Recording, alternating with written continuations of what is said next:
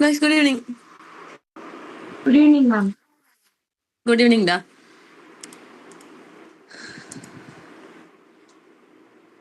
Voice audible தானா?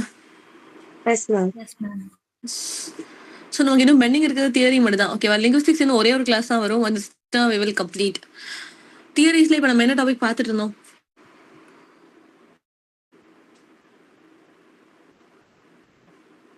New historicism. கரெக்டா. New historicism. New historicism is a term coined by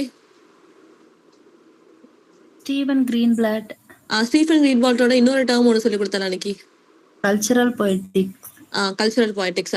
and then அவர் யாரோட works அதிகமாக analyse பண்ணி அவரோட ஒர்க்ஸ் எல்லாம் ப்ரொடியூஸ் பண்ணியிருப்பாருன்னு பார்த்தோம். Shakespeare. நியூ ஹிஸ்டாரிசிசம் அப்படின்ற அந்த தியரி வந்து என்ன சொல்ல வருது? ஃபர்ஸ்ட் ஆஃப் ஆல் தமிழ்ல சொல்லணும்னா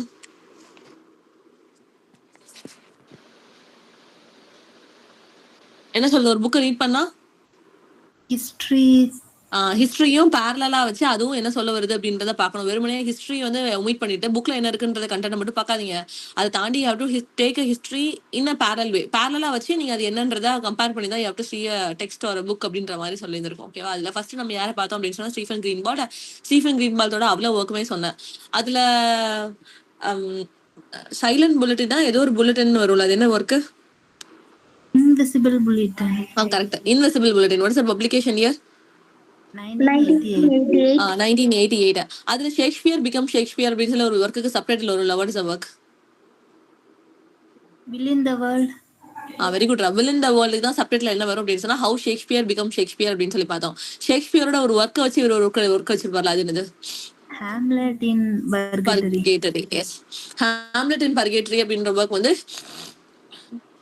ஷேக்ஸ்பியரோட டைட்டில் மாதிரியே இருக்கும். பட் ஹாம்லெட் இன் பர்கேட்டரி அப்படின்னு சொல்லி எழுதியிருப்பாரு. அவரோட இன்னொரு டேர்ம்னு சொல்லி பார்த்தோம்னா அரிஸ்டோக்ராட்ஸ் பீப்புள்ஸ் எல்லாம் இல்ல அரிஸ்டோக்ராட்ஸ் உமனோ மென் எல்லாருமே அவங்களுக்குன்னு ஒரு ஸ்டாண்டர்ட் ஃபிக்ஸ் பண்ணி வச்சிருந்தாங்க. அப்படி நடந்துக்கிட்டாதான் அது வந்து ஒரு ஸ்டாண்டர்ட்னு சொல்லி ஃபிக்ஸரா வச்சிருந்தாங்க அப்படின்றதுக்கு என்ன மீனிங் சொல்லி பார்த்தோம் ரெனெசன்ஸ் டைம் பீரியட்ல.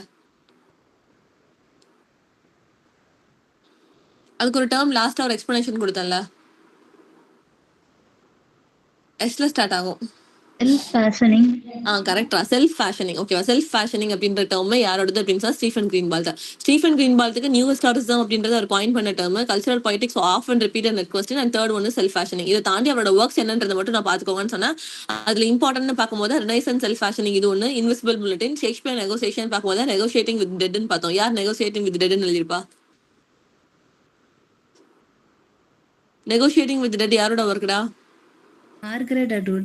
கரெக்டா. மார்கரெட் ஆட்வுடோடது. அப்புறம் ரிசோனன்ஸ் அண்ட் ஒண்டர்னு சொல்லி பார்த்தா ரிசோனன்ஸ்னா என்ன, ஒண்டர்னா என்ன? ஒண்டர் அப்படின்னு சொன்னா என்னோட நியூ பெர்ஸ்பெக்டிவ்ஸ் ஓப்பன் பண்ணணும் அப்படின்னு சொன்னா, ரெசோனன்ஸ் அப்படின்னு சொன்னா என்னோட எமோஷனல் ரெஸ்பான்ஸ் அஸ் அ வியூவரா அது வந்து உள்ள டீப்பா அந்த எபிலிட்டி வந்து எவோக் பண்ற அளவுக்கு அந்த ஒர்க் வந்து இருக்கணும் அப்படின்னு சொல்லி பார்த்தோம். அப்புறம் ஹாம்லெட் இன் பர்கேட்டரி, அதுலதான் சைமன் ஃபிஷோட சப்ளிகேஷன் ஃபார் பெகர்ஸ் அப்படின்ற ஒரு ஒர்க்கையும் பார்த்தோம். அது எதை பத்தி பேசிச்சு அப்படின்னு சொன்னா கரப்டட் சர்ச்சை பத்தி பேசிச்சு. ஈவன் பெகர்ஸ் கிட்ட இருந்து கூட அந்த சர்ச் வந்து மணி வந்து வாங்குச்சு அப்படின்ற மாதிரி சொல்லியிருப்பாங்க. அப்புறம் வில் இன் த வேர்ல்ட் இது ஒரு ஆட்டோபயோகிராஃபியும் கூட, ஹவு ஷேக்ஸ்பியர் பிகம் ஷேக்ஸ்பியர் 2004. ஓகேவா? தென் லூயிஸ் மான்ட்ரோஸ். நியூ ஹிஸ்டாரிசிசம் கீழே ஸ்டீஃபன் கிரீன்வால்க்கு அடுத்து நம்ம பார்க்க போறது யாரு அப்படின்னு சொன்னா லூயிஸ் மான்ட்ரோஸ் தான். லூயிஸ் மான்ட்ரோஸோட ஒர்க்கும் சரி டேர்மும் சரி இது வரைக்கும் எந்த எக்ஸாம்லையும் கேட்டதே கிடையாது. பட் இவர் ஒரு ஆத்தர் உள்ள இருக்காரு அப்படின்ற கான்செப்ட் மட்டும் இனஃப். ஓகேவா? ஸோ லூயிஸ் மான்ட்ரோஸ் அப்படின்னு சொல்லி பார்க்கும்போது இவரோட கான்செப்ட் வந்து சப்வர்ஷன் அண்ட் கண்டைன்மெண்ட் அப்படின்றது இது ரெண்டுமே அவரோட டேர்ம் அப்படின்னு சொல்லி பார்க்குறோம். Subversion and containment. இவரோட ஒரே ஒரு இம்பார்ட்டன்டான ஒர்க் என்ன அப்படின்னு சொன்னா professing the renaissance the poetics and politics culture. ஓகேவா? 1989 அந்த ஒர்க் வந்து பப்ளிஷ் ஆயிருக்கும். இதுக்கு கீழே அவர் ரெண்டு விஷயத்தை பத்தி பேசியிருப்பாரு. ஒன்று வந்து டெக்சுவாலிட்டி ஆஃப் ஹிஸ்டரி, இன்னொன்று ஹிஸ்டாரிசிட்டி ஆஃப் டெக்ஸ்ட் அப்படின்னு சொல்லிட்டு. அது வந்து மொத்தமா ஒரு ஃப்ரேஸா தான் சொல்லியிருப்பாரு, textuality of history and historicity of text அப்படின்னு சொல்லிட்டு. அதை ரெண்டா உடச்சு நம்ம அதோட மீனிங் என்ன அப்படின்னு சொல்லி பார்த்துருக்கோம். டெக்சுவாலிட்டி ஆஃப் ஹிஸ்டரி அப்படின்னு சொல்லி பார்க்கும்போது ஒரு இண்டிவிஜுவலோட பெர்ஸ்பெக்டிவ். ஓகேவா? இப்போ ஹிஸ்டரி நான் வந்து பாக்குறேன் அப்படின்னு சொன்னா, ஹிஸ்டரினா எனக்கு முன்னாடி நடந்து போன ஒரு விஷயத்தை நான் பாக்குறேன் அப்படின்னு சொன்னா ஆஸ் அ இண்டிவிஜுவலா என்னோட பெர்ஸ்பெக்டிவ் என்ன அப்படின்றது. ஸோ டெக்சுவாலிட்டி ஆஃப் ஹிஸ்டரி அப்படின்றது it's a process of viewing history from an individual perspective அப்படின்றது தான் டெக்சுவாலிட்டி ஆஃப் ஹிஸ்டரி. ஓகேவா? History of the historicity of a text அப்படின்னு சொல்லி பார்க்கும்போது it's a part of processing or constructing history. History எப்படி construct ஆகுது அப்படின்றது. ஓகேவா? இப்போ ஒரு ரைட்டரா நான் என்னோட லைஃப் இப்போ நான் ஒரு ஒர்க் எழுதுறேன் ஹிஸ்டரி பத்தி, இந்த காலத்துல இந்த ராஜா வந்து இதான் பண்ணாரு, இந்த ராஜா அப்படி பண்ணதுனால அப்படி நடந்துச்சு, ஏதோ ஒரு புக்கை நான் எழுதுறேன் அப்படின்னு சொன்னா என்ன எது இன்ஃப்ளூயன்ஸ் பண்ணுச்சு, ஆஸ் அ ரைட்டரா என்னோட லைஃப் எக்ஸ்பீரியன்ஸ் என்ன, என்னோட ஹிஸ்டாரிக்கல் பேக்ரவுண்ட் என்ன, அதனால ஏன் இந்த டெக்ஸ்ட்டுக்கு நான் அந்த பேக்ரவுண்டை கொடுத்தேன் அப்படின்றத நம்ம செக் பண்ணணும். அதுதான் வந்து ஹிஸ்டாரிசிட்டி ஆஃப் டெக்ஸ்ட் அப்படின்னு சொல்லி பாக்குறோம். புரிகிறதா? Yes, ka.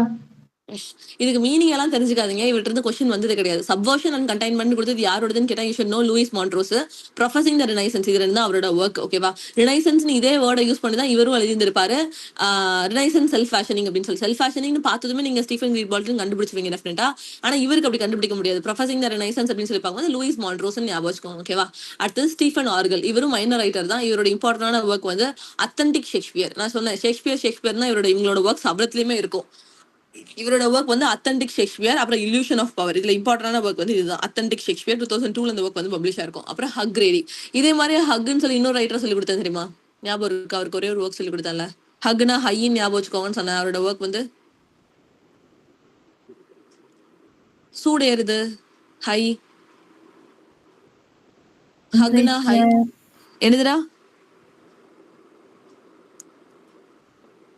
டெம்பரேச்சர் அப்படி கிடையாது. பேரோமீட்டர் ரைசிங் ஞாபகம் இருக்கா? தெர்மோமீட்டர் மாதிரி பேரோமீட்டர் ரைசிங் ஞாபகம் வச்சுக்கோங்க. அது ரெண்டுக்குமே ரெண்டு சைடும் சாலிடா வேற ஒன்று இருக்கும் அப்படின்னு சொன்னோம். ஞாபகம் இருக்கா? 2 சாலிட்யூட்ஸா சம்திங் என்னமோ வரும் அதுல. Yes ma'am. அதுதான் வந்து இன்னொரு ஆத்தர் ஹக்குன்னு பார்த்தோம். ஹக்குன்ற வேர்டை பார்க்கும்போது ஹை அப்படின்றது ஞாபகம் வரணும். ஹைனா எது ஒன்று ரைஸ் ஆகுது, எது ரைஸ் ஆகுதுன்னு தெர்மோமீட்டர் நமக்கு நார்மலா தெரிஞ்சது. பட் அதுல என்ன சென்டென்ஸ் கொடுத்துருப்பாங்க அப்படின்னா பேரோமீட்டர் ரைசிங் அப்படின்றது அவரோட மேஜரான ஒர்க் அப்படின்னு சொல்லி படிச்சோம். சரியா?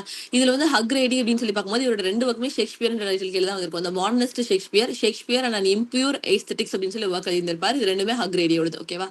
அப்புறம் ஹேடன் ஒயிட்டோட ஒரே ஒரு ஒர்க் தான் எக்ஸாம்ல வந்திருக்கு. Meta history the historical imagination of 19th century Europe. இது சப்டைட்டில் தேவையில்ல, மெட்டா ஹிஸ்டரி அப்படின்றது மட்டும் ஞாபகம் வச்சுக்கோங்க. ஓகேவா? 1973 இந்த ஒர்க் வந்து பப்ளிஷ் ஆயிருக்கும். இதுல அவர் எதை பத்தி பேசியிருப்பாரு அப்படின்னு சொன்னா பாஸ்டோட பிராக்டிகல் ஹிஸ்டரி பத்தி பேசியிருப்பாரு. நான் ஆல்ரெடி சொன்னேன், பாஸ்ட் வந்து யார் எழுதுவா ஹிஸ்டரின்ற ஒரு விஷயம், யார் அந்த இடத்துல வின் பண்ணாங்களோ அவங்க தான் அந்த இடத்துல ஹிஸ்டரியை மேக் பண்ணிட்டு போவாங்க. அவங்க தான் ஹிஸ்டரி புக்கை எழுதி வச்சுட்டு போவாங்க. அதுதான் வந்து அதுக்கடுத்து அந்த ஜென்ரேஷன் அடுத்த வந்து பீப்புள் வந்து ரீட் பண்ணுவாங்க. அப்ப மெட்டா ஹிஸ்டரி அப்படின்றது ஹிஸ்டரி அப்படின்ற ஒரு விஷயம் பிராக்டிகலா எப்படிதான் இருந்துச்சு அப்படின்றத பத்தி பேசியிருந்திருப்பாங்க. ஓகேவா?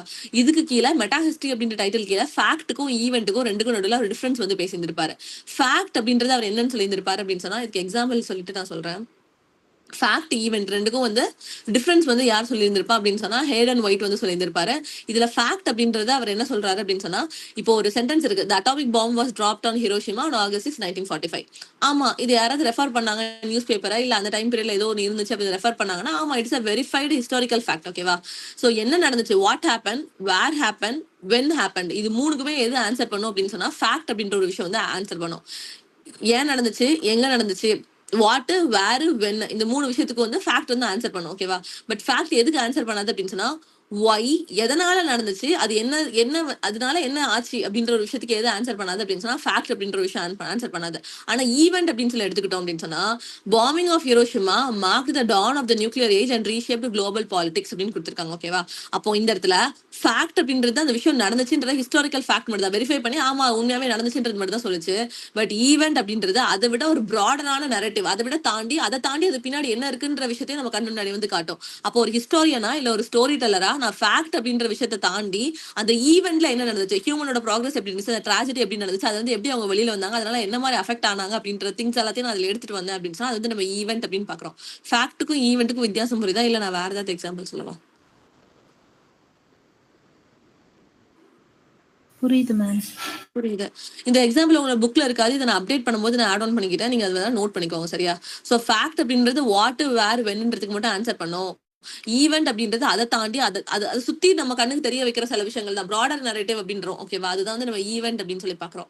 இது யார் பேசியிருக்கா ஃபேக்டையும் ஈவெண்ட்டையும் பத்தி? Haden white. Haden white. Next work வந்து ஃபோக்கோ டிகோடட். ஓகே, ஃபூகோ டிகோடட் அப்படின்னு பாக்குறோம். நோட்ஸ் ஃப்ரம் அண்டர்கிரவுண்ட் 1973 பப்ளிஷ் ஆயிருக்கும். நோட்ஸ் ஃப்ரம் அண்டர்கிரவுண்ட் அப்படின்னு சொல்லி இன்னொருத்தரும் ஒர்க் எழுதியிருப்பார்ல, யாரு?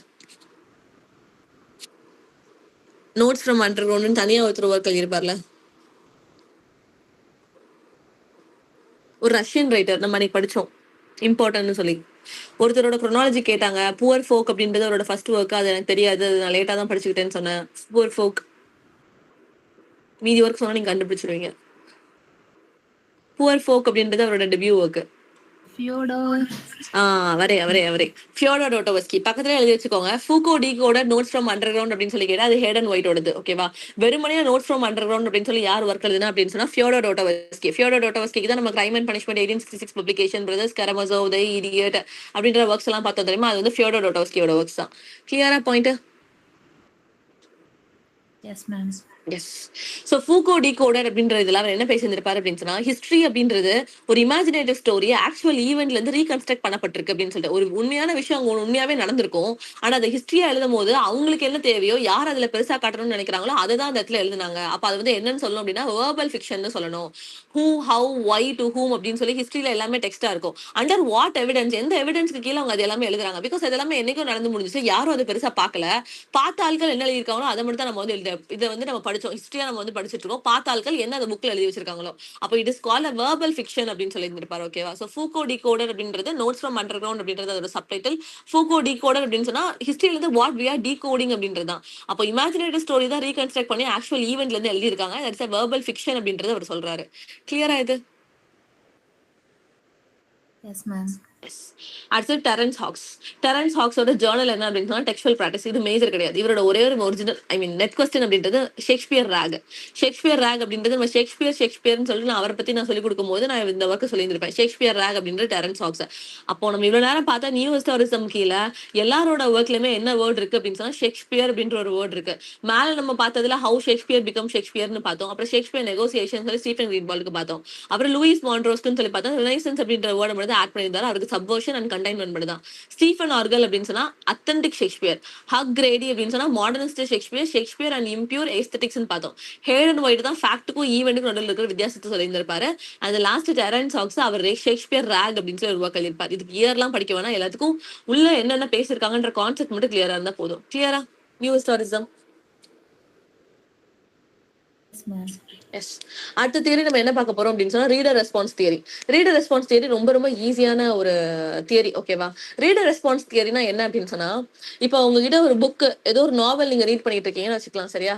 அப்ப அந்த நாவலை நான் ரீட் பண்ணிட்டு இருக்கும் போது ஆஸ் அ ரீடரா என்னோட ரோல் என்ன அப்படின்னு சொன்னா, அதை நான் எப்படி இன்டர்பிரட் பண்றேன், என்னென்ன தாட்ஸ் அதுக்கு வந்து நான் கொண்டுட்டு வரேன். அப்ப ஆஸ் அ ரீடரா அதை ஆக்டிவா என்ன பண்றேன் அப்படின்னு சொன்னா, ஒரு ஆத்தர் என்ன நினைச்சு அது எழுதினாரு அப்படின்றத தாண்டி என்னோட பெர்ஸ்பெக்டிவ்ல அது எப்படி தெரியுது, ஏன் அந்த பெர்ஸ்பெக்டிவ்ல அந்த கேரக்டர் வந்து அப்படி பிஹேவ் பண்ணுச்சு, ஏன் அது அப்படி பிஹேவ் பண்ணல, ஏன் இந்த சிச்சுவேஷன் இப்படி மாறி போச்சு, இந்த சிச்சுவேஷன் நான் வேற மாதிரி ஹேண்டில் பண்ணிருந்தா எப்படி இருந்திருக்கும் அப்படின்னு சொல்லிட்டு ஒரு ஆக்டிவ் ரீடரா நான் என்ன பண்ணுவேன் அப்படின்னு சொன்னா, அந்த புக்குக்குள்ள அதோட மீனிங்கை நான் கன்ஸ்ட்ரக்ட் பண்ணுவேன் என்னோட பர்சனல் எக்ஸ்பீரியன்ஸ் மூலியமா.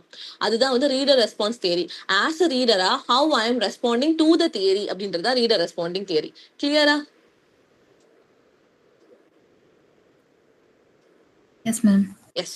So reader response theory is a literary theory that focuses on the reader's role in constructing the meaning of the work of literature அப்படின்றதான். ஒரு லிட்ரேச்சர் ஒர்க்கை நான் ரீட் பண்றேன் அப்படின்னு சொன்னா ஆத்தர் ஏதோ ஒரு காரணத்துக்காக என்னமோ எழுதிட்டு போயிருந்திருப்பாரு. அது அவரோட பெர்ஸ்பெக்டிவ், அவரோட இமேஜினேஷன், அவரோட திங். அதை தாண்டி ரீடருக்குன்னு அவர் ஒரு ஸ்பேஸ் வந்து கொடுத்துருப்பாரு. எப்படி டெத் ஆஃப் த ஆத்தர்ல வந்து நம்ம ஆத்தர் இறந்து போயிடுவாரு, அப்புறம் ரீடர் தான் அந்த ஆக்டிவ் ரோல் எடுத்து அதை லீட் பண்ணுவாருன்னு பாக்குறோமா, அதே தான் ரீடர் ரெஸ்பான்ஸ் தியரியில. ஆத்தர் அந்த இடத்துல இருக்க மாட்டாரு. உங்களுக்கு ஆத்தர் யாரு, அவரோட பேக்ரவுண்ட் ஹிஸ்டரி என்ன, அவரோட ஃபேமிலி என்ன, எதுவுமே தெரியாது. அவர் ஏன் அஃபெக்ட் ஆகி இந்த ஒர்க் எழுதினாரு, அவருக்கு என்ன அஃபெக்ட் ஆனதுனால இந்த ஒர்க்கை ப்ரொடியூஸ் பண்ணாரு, எதுவுமே யூ டிடன்ட் நோ. பட் அதை தாண்டி you have to construct the meaning what you have inside அப்படின்றத நம்ம ரீடர் ரெஸ்பான்ஸ் தியரி அப்படின்னு சொல்லி பாக்குறோம். ஓகேவா? இந்த லைன் ரீட் பண்ணா இன்னும் பெட்டரா புரியும். It's based on idea the text to not have meaning on their own. Okay, டெக்ஸ்ட்னு எடுத்துக்கிட்டோம்னா இதுதான் fixed meaning, we can't say anything. And the reader actively construct the meaning through their experience of the text அப்படின்றத நம்ம reader response தியரின்னு பாக்குறோம். இந்த reader response theory எப்போ start பண்ணிருப்பாங்க அப்படின்னு சொன்னா 1960s ஸ்டார்ட் பண்ணாங்க. இது கீழே இருக்கிற மெயின் தியரிஸ் யாரெல்லாம் அப்படின்னு சொன்னா Stanley Fish, David Bleich, Wolfgang ஐசர். இதுக்கு கீழே ஒரு 7 இருந்து 8 ரைட்டர்ஸ் பார்ப்போம், சரியா? அந்த 8 பேருமே ஒரே விஷயத்த தான் சொல்லுவாங்க, வேற வேற வேர்டு போட்டு சொல்லுவாங்க. அவ்வளவுதான் வித்தியாசமே தவிர மித்தபடி எல்லாரும் ஒரே கான்செப்ட் பத்தி தான் பேசுவாங்க. அப்ப டெக்ஸ்ட்னு சொல்லி எடுத்துக்கிட்டோம் அப்படின்னு சொன்னா it's a multiple meaning of a text அப்படின்னு சொல்றோம். அப்ப ஜாப் ஆஃப் ரீடர் என்ன அப்படின்னு சொன்னா make meaning of the text. என்னோட வேலை என்ன, ஆஸ் அ ரீடரா அந்த ஆத்தர் எழுதி வச்சுட்டு போன டெக்ஸ்ட்டுக்கு I have to make a meaning, I have to create a meaning. அப்ப ஆஸ் அ ரீடரா I have to have a creative art அப்படின்றத இதை சொல்ல வராங்க. கிளியர் ஓப்பனிங் வந்து? Yes, ma'am. எஸ். இதுக்கு கீழே வர மேஜரான அப்ரோச்சஸ் அப்படின்னு சொல்லி பார்க்கும்போது ரீடர் ரெஸ்பான்ஸ் தியரி எமர்ஜ் ஆனது அப்படின்னா America as well as in Germany. ஓகேவா? மேஜர் ரைட்டர்ஸ் அப்படின்னு பார்க்கும்போது Norman Hollander, Stanley Fish, David Bleich, Wolfgang Iser, Hans Robert Jauss. இதுல உங்களுக்கு ஆல்ரெடி ஸ்டான்லி ஃபிஷ் தெரியும். அவருக்கு என்ன ஒர்க் தெரியும் உங்களுக்கு?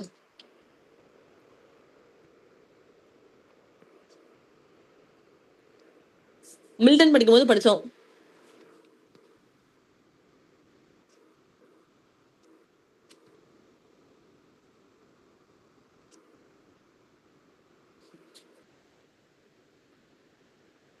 என்னடா படிச்சோம் மில்டன் படிக்கும்போது? Surprised by sin.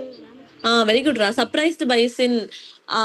அது எல்லாருமே வந்து சேட்டன் தான் அந்த கதையோட ஹீரோ அப்படின்னு சொல்லிட்டு இருக்கும்போது இவர் என்ன சொல்லுவார், ரீடர் தான் அந்த கதையோட ஒரிஜினல் ஹீரோ அப்படின்னு சொல்லிட்டு ஸ்டான்லி ஃபிஷ் வந்து ரீடர் ரெஸ்பான்ஸ் தியரிக்கு சொல்லியிருப்பாரு. எதுக்கு அப்படின்னு சொன்னா Stanley Fish is one of the major proponent under reader response theory. அதுல ஒரு டெக்ஸ்ட்டை நான் ரீட் பண்றேன் அப்படின்னு சொன்னா ஆஸ் ரீடரா I have to take a creative role அப்படின்றது அவங்களோட மோட்டோவாவே இருந்துச்சு. அப்ப அதனாலதான் அவர் என்ன சொல்லியிருப்பாரு அப்படின்னு சொன்னா மில்டனோட பாரடைஸ் லாஸ்ட் ரீட் பண்ணும்போது எல்லாரும் பிப்ளிக்கல் தீமை விட்டுட்டு சேட்டன் தான் அதோட ஹீரோ அப்படின்றத பாத்துட்டு இருந்தாங்க. அப்ப இவர் என்ன சொன்னாரு, ரீடர் தான்ப்பா அதோட ஒரிஜினல் ஹீரோ அப்படின்னு சொல்லி ஸ்டான்லி ஃபிஷ் மட்டும் அதுல வித்தியாசமா சொல்லியிருப்பாரு. அதனாலதான் சர்ப்ரைஸ்டு பை சின் அப்படின்னு சொல்லி பார்த்தோம். ஞாபகம் இருக்கா surprised by sin? Yes, ma'am. Yes, அங்கதான் ஸ்டான்லி ஃபிஷர் ஃபர்ஸ்ட் பார்த்தோம். ஓகேவா? அப்புறம் வூல்ஃபேங் ஐசர். வூல்ஃபேங் ஐசர் ஞாபகம் இருக்கா? கேங்கா உட்காந்து உன்னை ரீட் பண்ணுவோம் அப்படின்னு சொல்லி கொடுத்துருப்பேன். வூல்ஃபேங் ஐசரா நான் யார் கூட ரிலேட் பண்ணி சொல்லி கொடுத்தேன் அப்படின்னு சொன்னா வெயின்சி பூத் கிட்ட. வெயின்சி பூத்தோட ஒரே ஒரு ஒர்க் என்ன? வெயின்சி பூத்தோட ஒரே ஒரு ஒர்க் என்ன? 1961 publication.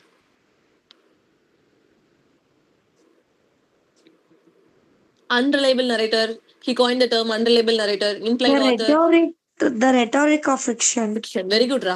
The rhetoric of fiction அப்படின்ற work. Okay, the rhetoric of fiction 1961ல பப்ளிஷ் ஆயிருக்கும். அது யாரோட ஒர்க் அப்படின்னு சொன்னா வெயின்சி பூத்தோடது அப்படின்னு சொல்லி படிச்சோம். அவர் தான் வந்து அன்ரிலைபிள் நரேட்டர் அப்படின்ற டேர்மை கூட காயின் பண்ணிருப்பாருன்னு படிச்சோம். அது படிக்கும் போதுதான் இம்ப்ளைட் ஆத்தர் இம்ப்ளைட் ரீடர் 2 பேர் இருப்பாங்க. அவங்க 2 பேர் இந்த 2 டேர்மையும் வேற வேற ஆட்கள் காயின் பண்ணாங்க. உங்களுக்கு குழப்பக்கூடாது அப்படின்றதுக்காக நான் ஒரே இடத்துல கொடுத்திருக்கேன் அப்படின்னு சொல்லிட்டு வூல்ஃபேங் ஐசரையும் வெயின்சி பூத்தையும் நான் ஒரே இடத்துல சொல்லி கொடுத்தேன். I hope you remember. ஞாபகம் இருக்கா? Yes, ma'am. எஸ், ஓகேவா? சோ இவங்க 2 பேரும் உங்களுக்கு ஆல்ரெடி தெரியும், வூல்ஃபேங் ஐசர், ஸ்டான்லி ஃபிஷையும். இது போக இருக்கிற ரிமைனிங் ஆத்தர்ஸ் யாரு அப்படின்றத நம்ம பார்க்க போறோம். இந்த ரீடர் ரெஸ்பான்ஸ் தியரிஸ்க்கு கீழே நிறைய தியரிஸ் அண்ட் ஸ்டைலிஸ்ட் வந்து இருப்பாங்க. ஓகேவா? அது யார் யார் என்னென்ன தியரியை ப்ரொபோன் பண்ணாங்க அப்படின்றத நான் மொத்தமா மேல கொடுத்துட்டேன். ஏன்னா கீழே போய் நீங்க தனித்தனியா பாத்தீங்கன்னா நீங்க மொத்தமா இப்படி படிக்க மாட்டீங்க. நான் மொத்தமா கொடுத்துட்டேன்னா ஓகே இந்த 5 பேர் தானே நீங்க ஈஸியா மனப்பாடம் பண்ணிருவீங்க. அதனால நான் மொத்தமா கொடுத்துட்டேன். கொஸ்டின் எப்படி இருக்கும் அப்படின்னு சொன்னா டிரான்சாக்ஷனல் தியரி அப்படின்ற தியரியை வந்து யார் இது ப்ரொபோன் பண்ணான்னு இருக்கோ அது வந்து லூயிஸ் ரோசன்பால்ட். ஓகேவா? அஃபெக்டிவ் ஸ்டைலிஸ்ட் அப்படின்றது ஸ்டான்லி ஃபிஷர். சப்ஜெக்டிவ் தியரி அப்படின்றது டேவிட் பிளிச். சைக்காலஜிக்கல் தியரி அப்படின்றது நார்மன் ஹோலாண்டர். அடுத்தது ரிசப்ஷன் தியரி அப்படின்றது ஹான்ஸ் ராபர்ட் ஜாஸ். ஓகேவா? இதுல transactional theory, affective stylist, subjective theory, psychological theory, reception theory, இந்த 5 தியரியோட நேமும் தெரியணும். இதுல யார் யார் சொன்னா அப்படின்றதும் தெரியணும். ஓகேவா? இப்போ இதுல டிரான்சாக்ஷனல் தியரி அப்படின்னு சொல்லி பார்க்கும்போது நான் என்ன மனப்பாடம் பண்ணேன் அப்படின்னா, டிரான்சாக்ட் அப்படின்னு சொன்னா ஒருத்தர்கிட்ட இருந்து நான் இன்னொரு அமௌண்ட் வந்து டிரான்சாக்ஷன் பண்றேன் இல்ல மாத்துறேன் அப்படின்றத நம்ம டிரான்சாக்ட் பண்ணிட்டியா டிரான்ஸ்ஃபர் பண்ணிட்டியா அப்படின்னு கேட்போம். அப்போ ரோஸ் நான் வாங்கினேன் அப்படின்னு சொன்னா அதை நான் இன்னொரு பொண்ணுகிட்டயோ இல்ல பையன்கிட்டயோ கொண்டு போய் நான் கொடுப்பேன். அப்ப அதை நான் டிரான்ஸ்ஃபர் தானே பண்றேன். அப்போ அது ஆத்தர் நேம் என்ன வரும் அப்படின்னு சொன்னா லூயிஸ் ரோசன்பால்ட். உங்களுக்கு ஒருவேளை ஃபுல் நேம் உங்களுக்கு ஞாபகம் வரல அப்படின்னா கூட ரோஸ் அப்படின்ற வேர்ட் டெஃபினட்டா ஞாபகம் வரும். எதை வந்து நான் இன்னொரு கிட்ட டிரான்ஸ்ஃபர் பண்ணுவேன் அப்படின்னா ரோஸ் வந்து டிரான்ஸ்ஃபர் பண்ணுவேன் அப்படின்றது. ஓகேவா? அடுத்து அஃபெக்டிவ் ஸ்டைலிஸ்ட் அப்படின்னு சொன்னா ஸ்டைலா வித்தியாசமா சொல்றது யாரு அப்படின்னு சொன்னா ஸ்டான்லி ஃபிஷ். பிகாஸ் அவர் தான் சொன்னா சேட்டனை விட ரீடர் தான் அதோட ஹீரோ அப்படின்னு சொல்லி எல்லாரும் ஒரு பக்கம் போயிட்டு இருக்கும்போது தலைவர் மட்டும் தனியா போனாரு. அதனால அஃபெக்டிவ் ஸ்டைலிஸ்ட் அப்படின்றது அவரோடது. Subjective theory. சப்ஜெக்ட் எல்லாம் நம்ம எங்க படிப்போம்னா ஸ்கூல்ல தான் படிப்போம். ஸ்கூல்ல எதுல உட்காந்து படிப்போம்? பெஞ்ச்ல தான் உட்காந்து படிப்போம். அதனால ஆத்தரோட நேம் என்ன அப்படின்னு சொன்னா டேவிட் பிளென்ச். சோ சப்ஜெக்ட் தான் சோஷியல் சயின்ஸ் நிறைய சப்ஜெக்ட் இருக்கு. அந்த சப்ஜெக்ட் நம்ம முதல்ல எங்க பார்த்திருப்போம் அப்படின்னா ஸ்கூல்ல எங்க உட்காந்து படிப்போம்னா பெஞ்ச்ல. அதனால ஆத்தரோட நேம் என்ன அப்படின்னு சொன்னா டேவிட் பிளென்ச் ஞாபகம் வச்சுக்கோங்க. ஓகேவா? சைக்காலஜி அப்படின்னு சொல்லி பார்க்கும்போது ஒரு ஹியூமன் தான் நம்ம வந்து சைக்காலஜி ரிலேட்டடா அவன் சைக்காலஜிக்கலா அஃபெக்ட் ஆயிருக்கா வச்சிருக்கான்னு சொல்லுவோம். அப்ப அந்த ஆத்தரோட நேம்ல என்ன இருக்கும் அப்படின்னா மேன் அப்படின்ற ஒரு வேர்ட் இருக்கும். அப்ப ஹியூமன். ஓகேவா? அதனால நார்மன் ஹோலாண்ட் அப்படின்னு சொல்லி பாக்குறோம். Next reception theory. Reception theory வந்து ஹான்ஸ் ராபர்ட் ஜாஸ். இப்படி ஞாபகம் வச்சுக்கிட்டா ஈஸியா இருக்கும். சப்ஜெக்ட்னா பெஞ்ச், டிரான்ஸ்ஃபர்னா ரோஸ், ஸ்டைலிஸ்ட்னா நம்ம ஸ்டான்லி ஃபிஷ், சைக்காலஜிக்கல்னா மேன், ரிசப்ஷன் தியரி வந்து ஹான்ஸ் ராபர்ட் ஜாஸ். படிச்சிடலாமா இதை 5 பேரையும்? Yes, ma'am. Yes, ma'am. ஓகேவா? இதுக்கு கீழே நம்ம ஃபர்ஸ்ட் பார்க்க போறது யாரு அப்படின்னு சொன்னா ஜானத்தன் கல்லர். ஜானத்தன் கல்லர் இப்ப இருக்க ரீசென்ட் டைம்ல கொஸ்டின் பேப்பர்ல கிடையவே கிடையாது. ஒரே தடவை தான் எக்ஸாம்ல கேட்டான். என்ன கொஸ்டின் கேட்டான் அப்படின்னு சொன்னா குரோனாலஜிக்கல கேட்டான். Structuralist poetics, structuralism, linguistics and study of literature. இந்த ஒர்க்கோட பப்ளிகேஷன் இயர் என்னது அப்படின்னு சொல்லி டைரக்டா கேட்டிருந்தாங்க. 1975. இதுக்கு சப்டைட்டில் படிக்க வேணாம், வெறும் மெயின் டைட்டில் மட்டும் படிங்க. That's fine. ஸ்ட்ரக்சரலிஸ்ட் பொய்டிக்ஸ் அப்படின்னு சொல்லி பார்க்கும்போது 1975 பப்ளிகேஷன் ஜானத்தன் கல்லரோடது. உங்களுக்கு இந்த ஸ்ட்ரக்சரலிஸ்ட் பொய்டிக்ஸ் அப்படின்னு சொல்லி பார்க்கும்போது கல்ச்சுரல் பொய்டிக்ஸ் அப்படின்றது ஞாபகம் வரும். கல்ச்சுரல் பொய்டிக்ஸ் அப்படின்னு சொல்லி பார்த்தா யாரோட டேர்ம் அது வந்து? கல்ச்சுரல் பொய்டிக்ஸ் யாரோட டேர்ம்? இப்பதானே பாத்துட்டு நியூ ஹிஸ்டாரிசம் கீழே Stephen Greenblatt. ஸ்டீஃபன் கிரீன்பிளாத். ஓகேவா? ஸ்டீஃபன் கிரீன்பால்ட் தான் வந்து கல்ச்சுரல் பொய்டிக்ஸ் அப்படின்ற ஒரு டேர்ம் வந்து கொடுத்திருப்பாரு. அது பக்கத்துல கல்ச்சுரல் பொய்டிக்ஸ் அப்படின்னு சொன்னா ஸ்டீஃபன் கிரீன்பால்ட். ஸ்ட்ரக்சரலிஸ்ட் பொய்டிக்ஸ் அப்படின்னு சொல்லி பார்த்தா ஜானத்தன் கல்லர். ஓகேவா?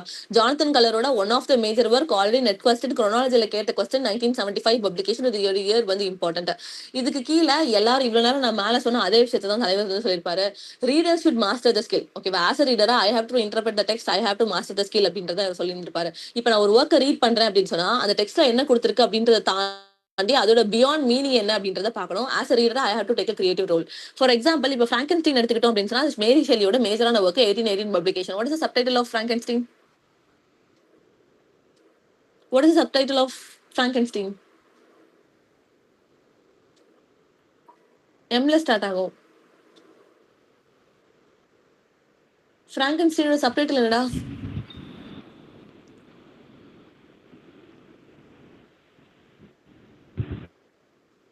படிச்சிருக்கோமே, ஏன் இவ்வளவு அமைதியா இருக்கீங்க? என்னாச்சு? Frankenstein subtitle Prometheus.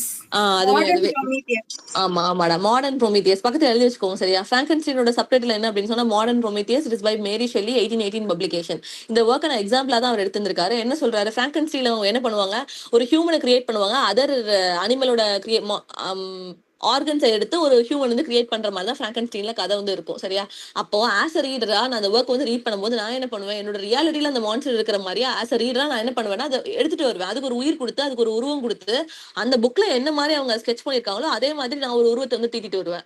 அப்ப அதுதான் வந்து இவரை சொல்ற வரைக்கும் ஆஸ் அ கிரியேட்டிவ் ரோலா ரீடரா நான் வந்து அதை எடுக்கணும் அப்படின்னு சொல்லிட்டேன். புரிஞ்சா? Yes, ka. அந்த ஒரு ஒர்க் தான் அவருக்கு இம்பார்ட்டன்ட். ஓகேவா? அதுக்கு அடுத்தது அவரோட செகண்ட் ஸ்டெப்ல இம்பார்ட்டன்டான ஒர்க் வந்து த பர்சூட் ஆஃப் சயின்ஸ். இதுக்கும் சப்டைட்டில் படிக்க வேணா, 1981 பப்ளிகேஷன். அது 75, இது 81. மீதி இருக்க ரெண்டு ஒர்க்குமே அவரோட மைனர் ஒர்க் தான். On deconstruction, the literary in theory. On deconstruction அப்படின்னது நமக்கு டீகன்ஸ்ட்ரக்ஷன் யாரு அப்படின்னு சொல்லிட்டு அங்க போயிடக்கூடாது. On deconstruction, the literary in theory, இது ரெண்டுமே அவரோட மைனர் ஒர்க்னு பாக்குறோம். அதுக்கு 1975, இது 1981. இவ்வளவுதான் வந்து ஜானத்தன் கலரோட 2 ஒர்க்ஸ் பாக்குறோம். ரீடர் ரெஸ்பான்ஸ் தியரி கீழ பார்த்தா ஃபர்ஸ்ட் ரைட்டர். கிளியரா? Yes, ma'am. எஸ். அடுத்தது வெயின் கிளேசன் பூத். இதுதான் நான் வெயின் பூத் அப்படின்னு சொல்லிட்டு இருந்திருப்போம். ஓகேவா? சோ வெயின் பூத் அப்படின்னா இவருக்கு உங்களுக்கு ஆல்ரெடி ஒர்க் தெரியும். ரெட்டாரிக் ஆஃப் ஃபிக்ஷன் 1961 பப்ளிஷ் ஆயிருக்கும். இவர் தான் எதை காயின் பண்ணிருப்பாரு அப்படின்னு சொன்னா அன்ரிலையபிள் நரேட்டர் அப்படின்ற டேர்மை காயின் பண்ணிருப்பாரு. அன்ரிலையபிள் நரேட்டர் அப்படின்னா ஒரு ஸ்டோரி எடுத்துக்கிட்டோம்னா நரேட்டர்னு ஒருத்தர் இருப்பாரு, அவர் தான் அந்த கதையை சொல்லுவாரு. அவரோட கண் வழியா தான் நம்ம அந்த புக்கை வந்து ரீட் பண்ணிட்டு இருப்போம். அப்போ அந்த நரேட்டர் சொல்றது உண்மையா பொய்யா அப்படின்றதே தெரியாது. அதுதான் நம்ம அன்ரிலையபிள் நரேட்டர் அப்படின்னு சொல்லி பாக்குறோம். ஓகேவா? தென் இவரோட டேர்ம் அப்படின்னு சொல்லி பார்க்கும்போது இன்னொரு இம்ப்ளைட் ஆத்தரும் சரி அன்ரிலையபிள் நரேட்டரும் சரி already net person Wayne C பூத்தோடது அப்படின்னு சொல்லி பாக்குறோம். வெயின் சி பூத் வந்து அவரோட ஒர்க்ஸ் எது ரிலேட்டடா இருந்திருக்கும், ஐ மீன் எதுல இருந்து அவர் ஒர்க் பண்ணிருப்பாரு அப்படின்னு சொல்லி பார்க்கும்போது சிகாகோ ஸ்கூல் ஆஃப் லிட்டரரி கிரிட்டிசிசம்ல அவர் இருந்திருப்பாரு. ஓகேவா? அது கீழே இருக்கிற முக்கியமான மெம்பர்ஸ் அப்படின்னு சொல்லி பார்க்கும்போது ஆல்சன் அண்ட் கிரேன். இது already net question. Chicago school அப்படின்னு சொல்லி பார்க்கும்போது நம்ம தியரிஸ்ல நான் ஓப்பனிங்ல நடத்தும் போது 7 கிரிட்டிக்ஸ் நடத்தினேன். 7 கிரிட்டிக்ஸ் கீழே பார்த்துட்டப்போ சிகாகோ ஸ்கூல்ல அரிஸ்டாலியன்ஸ், நியூ அரிஸ்டாலியன்ஸ் அப்படின்னு சொல்லி பார்த்தோம். ஞாபகம் இருக்கா? 7 கிரிட்டிக்ஸ் கீழே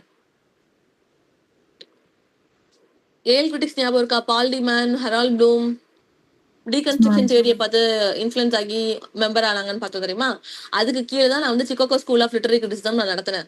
அங்கதான் நம்ம ஆல்சன் அண்ட் கிரைன் வந்து இம்பார்ட்டன்டான மெம்பர்ஸ் கொடுத்துருக்கேன். அதே பாயிண்ட் இங்க ரிப்பீட் தான் இருந்திருக்கு. சிகாகோ ஸ்கூல் ஆஃப் கிரிட்டிசிசம் பார்த்தா ஆல்சன் அண்ட் கிரைன், இது ஆல்ரெடி நெட் கொஸ்டின் சரியா.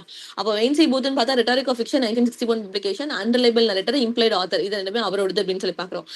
அன்ரிலையபிள் நரேட்டர் அப்படின்னு சொல்லி பார்த்தா the character in the story is not trustworthy. ஓகேவா? அவர் வந்து நம்ப முடியாது. It's not trustworthy and not complete accurate அப்படின்றத நம்ம அன்ரிலையபிள் நரேட்டர் அப்படின்னு சொல்லி பாக்குறோம். தென் இதுக்கு எக்ஸாம்பிள் அப்படின்னு சொல்லி பார்ப்போம். லைஃப் ஆஃப் பை, யான் மார்டலோட எந்த இயர்ல அவார்டு வாங்கியிருக்கோம்?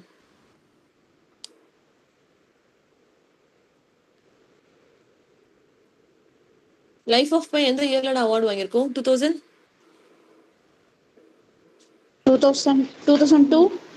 2002 கரெக்டா? லைஃப் ஆஃப் பை வந்து யான் மார்டலோடது 2002 அப்படின்னு சொல்லி பாக்குறோம். And then next implied author. Implied ஆத்தர்னா என்ன அப்படின்னு சொன்னா இம்ப்ளைட் ஆத்தர், இம்ப்ளைட் ரீடர்னு ரெண்டு பேர் பார்ப்போம் சரியா. இம்ப்ளைட் ஆத்தர் அப்படின்னு சொன்னா நம்ம பார்த்த Wayne C Booth. Implied reader அப்படின்னு சொன்னா வூல்ஃப்கேங் ஐசர். திருப்பியும் இவங்க ரெண்டு பேரும் நான் பக்கத்துல தான் கொடுக்குறேன், குழப்பக்கூடாது அப்படின்றதுக்காக ரெண்டு பேரையும் குழப்பக்கூடாது. இவர் வந்து வெயின் சி பூத். நான் அன்னைக்கே சொன்னேன், பூத்ல இப்போ நான் ஒரு ஒர்க் ஏதோ ப்ரொடியூஸ் பண்ணணும், இல்ல கிளாஸ்க்காக நான் ஏதோ ஒரு போம் எழுதணும்னு நினைக்கிறேன், லவருக்காக ஏதோ நான் பண்ணணும்னு நினைக்கிறேன் அப்படின்னு சொன்னா நான் தனியா எல்லாரையும் விட்டையும் ஒதுங்கி மூளையை கொஞ்ச நேரம் யூஸ் பண்ண ஸ்டார்ட் பண்ணுவேன். என்ன மாதிரி கொடுக்கலாம், என்ன மாதிரி எழுதி கொடுக்கலாம், என்ன மாதிரி பண்ணா அவனுக்கு பிடிக்கும் அப்படின்றத நான் தனியா தான் உட்காந்து யோசிப்பேன். அப்போ பூத்ல உட்காந்து நான் எதுல யோசிப்பேன் அப்படின்னு சொன்னா ஒரு ஆத்தரா இருந்தா தான் நான் பூத்ல உட்காந்து யோசிப்பேன். அதனாலதான் வெயின் சி பூத் அப்படின்னு சொல்லி வந்து அவரோட டேர்ம் வந்து இம்ப்ளைட் ஆத்தர். பிகாஸ் உங்களுக்கு ஞாபகம் இருக்கும், இம்ப்ளைட் ஆத்தர், இம்ப்ளைட் ரீடர் இவங்க ரெண்டு பேரும் பக்கத்துல படிச்சோம், ரெண்டு ஆத்தர் உண்டுன்றது ஞாபகம் இருக்கு. ஆனா யாரோடது யார் டேர்ம்னு சொல்லி எக்ஸாம் ஹால்ல போன அப்புறம் குழப்பம். அதனாலதான் கதை சொல்லி கொடுக்குறேன். வெயின் சி பூத்னா பூத்ல உட்காந்து நான் வந்து பண்ணிட்டு இருப்பேன், தனியா யாருக்கும் தெரியாம நான் உட்காந்து பண்ணிட்டு இருப்பேன். அப்ப ஆஸ் ஆத்தரா ஒரு டெக்ஸ்ட் நான் ப்ரொடியூஸ் பண்ணும்போது நான் என்ன பண்ணுவேன், தனியா ஒதுங்கி உட்காந்து ஒரு விஷயத்த புதுசா நான் கிரியேட் பண்ணிட்டு இருந்திருப்பேன். ஆனா வூல்ஃப் கேங் ஐசர், இந்த இடத்துல கேங் அப்படின்னு ஒரு வேர்ட் இருக்கு. ஓகேவா? அப்ப ஸ்கூல்ல மேம் ஏதாவது ஒன்று ரீட் பண்ணு அப்படின்னு சொன்னா பெஞ்ச்ல இருக்க 3 பேரும் சேர்ந்து ஒகே புக் வச்சு நம்ம ரீட் பண்ணிட்டு இருப்போம். அப்ப கேங் அப்படின்னு சொன்னா ரீட் பண்ணுவோம். அப்ப இம்ப்ளைட் ரீடர் அப்படின்றது வூல்ஃப் கேங் ஐசரோடது, பூத் அப்படின்னு சொன்னா இம்ப்ளைட் ஆத்தர் அவளோடது.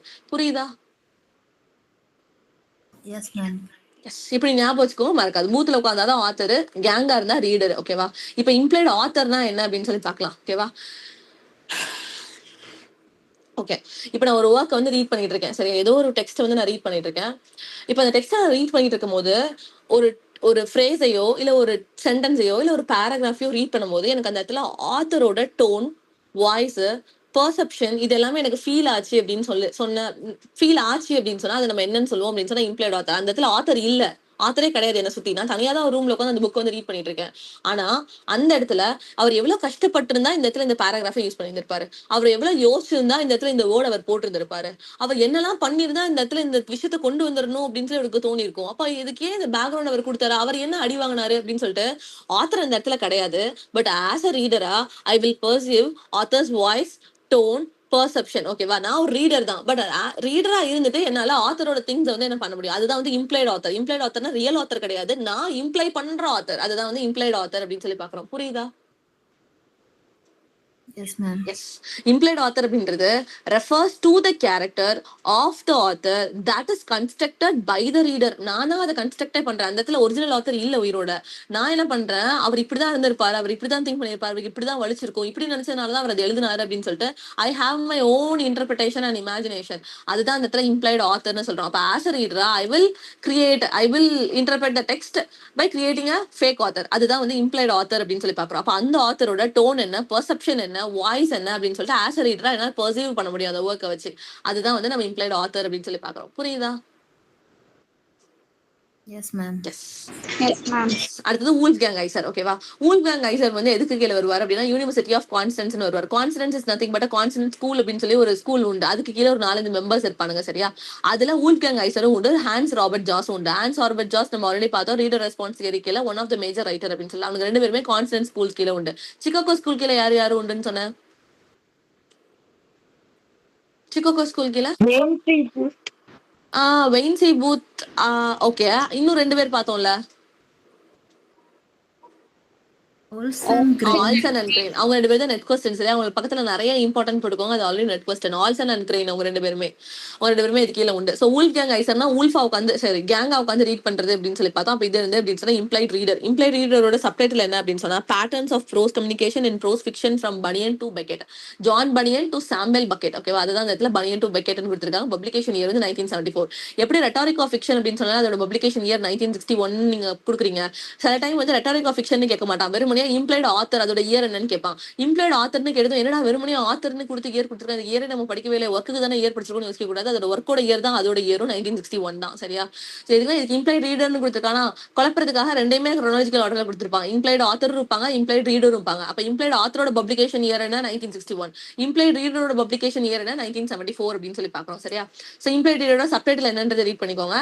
இம்ப்ளைட் ரீடர் அப்படின்றதும் நான் மேல சொன்ன மாதிரிதான் இம்ப்ளைட் ஆத்தர் மாதிரிதான் இம்ப்ளைட் ரீடரும். அந்த இடத்துல ஒரு ஆத்தர் நான் தான் உட்காந்து ஒர்க் எழுத போறேன். சரியா? நான் வந்து ஒரு ஒர்க்கை கிரியேட் பண்ணிட்டு இருக்கேன். அதை நான் உட்காந்து எழுதிட்டு இருக்கும் போது ஒரு ஆஸ் அ ரீடரா இந்த பேராகிராஃப் ரீட் பண்ணும்போது அவன் சீரியஸா மயங்கிருப்பாப்பா, சீரியஸா வந்து உருகிடுவான் அந்த டெக்ஸ்ட் வந்து. அந்த பேராகிராஃப் ரீட் பண்ணும்போது அவ்வளவு அழகா இருக்கு, அவ சொன்ன வார்த்தைக்கு இவ்வளவு அழகா ரெஸ்பான்ஸ் பண்றது வந்து எவ்வளவு அழகா இருக்கு. இதுக்கு வந்து ஒரு ரீடரா அவன் எப்படி வந்து பூரிச்சு போவான், எப்படி வந்து நல்லா யோசிப்பான் அப்படின்னு சொல்லிட்டு ஒரு ஹைப்போதெட்டிக்கல் ஆடியன்ஸ் அந்த இடத்துல நான் என்விஷன் பண்ணி ஆஸ் ஆத்தரா நான் அதை இமேஜின் பண்ணி அதை நான் எழுதுவேன்.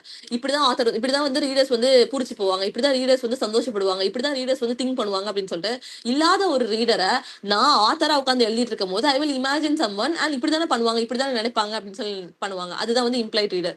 ஃபார் எக்ஸாம்பிள், இப்ப தியேட்டர்ல வந்து பாப்கார்ன் மொமெண்ட்னு சொல்லுவாங்க தெரியுமா? அந்த பாப்கார்னை கண்ணு மறந்து ஒரு ஜம்ப் ஜர்க்கு உடம்புல வர வரைக்கும் சர்டன் சீன்ஸ் வந்து நம்ம தியேட்டர்ல பார்த்துருப்போம். அப்போ அந்த இடத்துல டேரக்டர் அந்த ஜோக்கையோ அந்த சீனையோ வைக்கும் போது அவர் டெஃபினட்டா நம்மளதான் அவர் இமேஜின் பண்ணுவார். நம்மளெல்லாம் யாருன்னே அவருக்கு தெரியவே தெரியாது. ஆனா அந்த கோடிக்கணக்கான மக்களை நினைச்சு பார்க்கும்போது அவன் இந்த பெர்ஸ்பெக்டிவ்ல தான் அதை பார்ப்பான், அவன் இப்படிதானே அதை யோசிப்பான், இப்படி இருந்தாதான் இது கரெக்ட்னு அவனுக்கு தோணும் அப்படின்னு சொல்லிட்டு ஒரு டேரக்டர் இல்லைன்னா ஒரு கதை ரைட்டர் ஸ்கிரிப்ட் எழுதுறவர் வெறுமனே அவரை மட்டும் வச்சு யோசிக்க மாட்டாரு. அந்த கோடிக்கணக்கான மக்களோட பெர்ஸ்பெக்டிவ் என்ன, அவர் எப்படி பார்ப்பாங்க, அவங்க எப்படி யோசிப்பாங்க, இதை நான் ஸ்கிரிப்டா எழுதுனா இல்ல சீனா நான் கொண்டு வந்தேன் அப்படின்னு சொன்னா ஹவு தே வில் ரியாக்ட் அப்படின்றத அவங்க யோசிப்பாங்க. அதுதான் வந்து இதுல இம்ப்ளைட் ரீடர் அப்படின்னு சொல்லி பாக்குறோம். புரியுதா?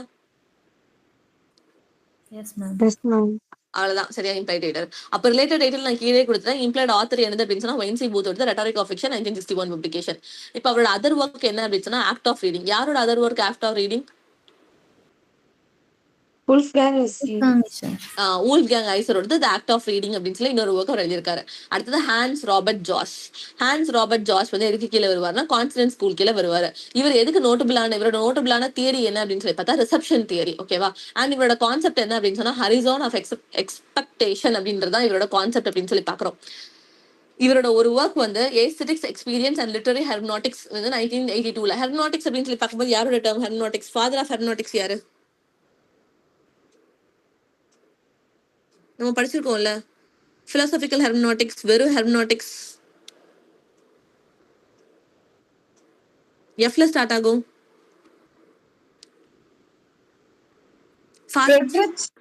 வெரி குட் ரா. ஃப்ரெட்ரிச் சில்மேஷரா சம்வாட் ஏதோ புரியாத பேரா செகண்ட்ல வரும். Friedrich correct. ஓகேவா? அவர் தான் வந்து ஹெர்மனாட்டிக்ஸோட ஃபாதர் அப்படின்னு சொல்லிப்போம். மேல பக்கத்துலேயே ஃபாதர் ஆஃப் ஹெர்மனாட்டிக்ஸ் வந்து ஃப்ரெட்ரிக்னு எழுதி வச்சுக்கோங்க, அப்பதான் ஞாபகம் இருக்கும். ஸோ ஹான்ஸ் ராபர்ட்ஸ் அப்படின்னு சொன்னா 3 பாயிண்ட் ஞாபகம் வைக்கணும். ஒன்று வந்து கான்ஸ்டன்ட் ஸ்கூல் கீழே ஒரு சென்ட்ரல் ஃபிகர். அவரோட தியரி என்ன அப்படின்னு சொன்னா ரிசப்ஷன் தியரி. அவரோட கான்செப்ட் என்ன அப்படின்னு சொன்னா ஹரிசான் ஆஃப் எக்ஸ்பெக்டேஷன் அப்படின்றது அவரோட கான்செப்ட்.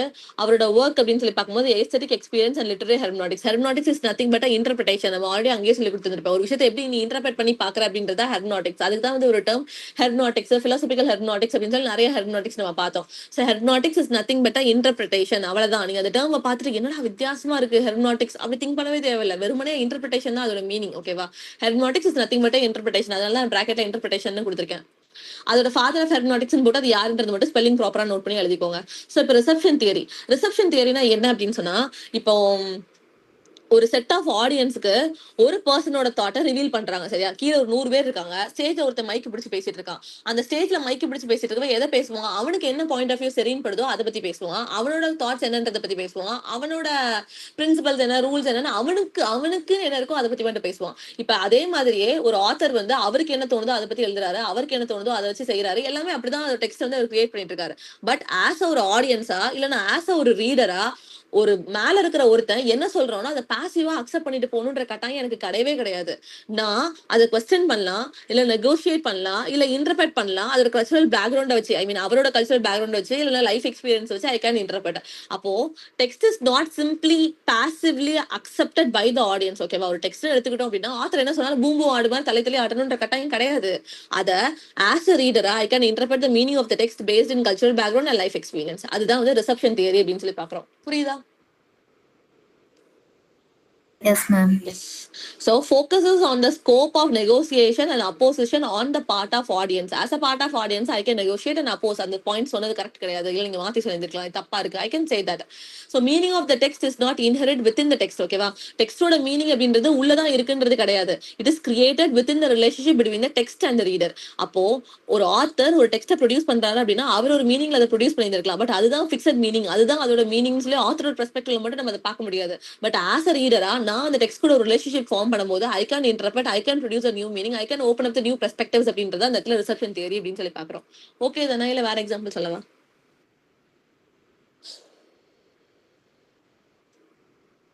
புரியுதுலடா? Yes, ma'am. புரியுது. எஸ். அடுத்து டேவிட் பிளின்ச்க்கு மேல என்ன பார்த்தோம்? அவரோட தியரி வந்து Subjective theory. வெரி குட்ரா. அதே டைட்டில் தான் ஒரு ஒர்க்கும் எழுதியிருப்பாரு, சப்ஜெக்டிவ் கிரிட்டிசிசம். டேவிட் பிளின்ச்சோட ஒர்க்ஸ் எல்லாம் எக்ஸாம்ல வந்ததே கிடையாது. அதனால இயர் எல்லாம் படிக்க வேணாம். நீங்க அவரோட தியரி ஞாபகம் வச்சுக்கிட்டாலே ஆட்டோமேட்டிக்கா அவரோட ஒர்க்கும் ஞாபகம் வந்து சப்ஜெக்டிவ் கிரிட்டிசிசம். அதை மட்டும் ஞாபகம் வச்சுக்கோங்க. That's fine. ஓகேவா? அடுத்து நார்மன் ஹோலண்ட். மேனுக்கு நான் என்ன சொன்னேன்?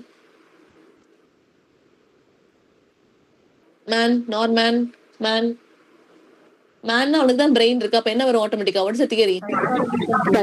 சைக்கோஅனலிட்டிக் கிரிட்டிசிசம், சைக்கோஅனலிட்டிக் தியரி அப்படின்னு சொல்லி பார்த்தோம். அதுதான் வந்து அவரோட. ஓகேவா? அவர் லாஜா எதை ஃபோக்கஸ் பண்ணியிருப்பாரு அப்படின்னு சொன்னா psychoanalytic criticism and cognitive theory. Cognitive is nothing but knowledge. So literature and brain அப்படின்றது அவரோட ஒர்க் 2009 அந்த ஒர்க் வந்து பப்ளிஷ் இருக்கும். இது அவரோட இம்பார்ட்டன்டான ஒர்க் கிடையாது. அவர் எந்த தியரி கீழே வருவாருன்னு மட்டும் தெரிஞ்சுக்கோங்க. அப்புறம் காக்னிட்டிவ் தியரி. ஓகேவா? Guys 1 minute.